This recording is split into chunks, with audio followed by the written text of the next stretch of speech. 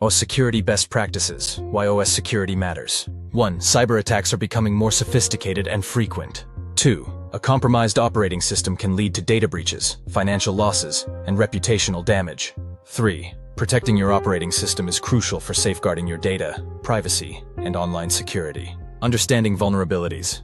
1. Software bugs and security holes can be exploited by attackers. 2. Outdated operating systems are more vulnerable to attacks. 3. User error and negligence can create vulnerabilities. Essential security practices. 1. Keep your operating system up to date with the latest security patches. 2. Use strong passwords and enable two-factor authentication. 3. Be cautious about downloading and installing software from unknown sources. Securing your network. 1. Use a firewall to block unauthorized access to your computer. 2. Configure your router securely and change the default password. 3. Use a VPN to encrypt your internet traffic when connecting to public Wi-Fi networks. Additional security tips. 1. Use a reputable antivirus program and keep it updated. 2. Be aware of phishing scams and other social engineering tactics. 3. Back up your important data regularly to protect against data loss.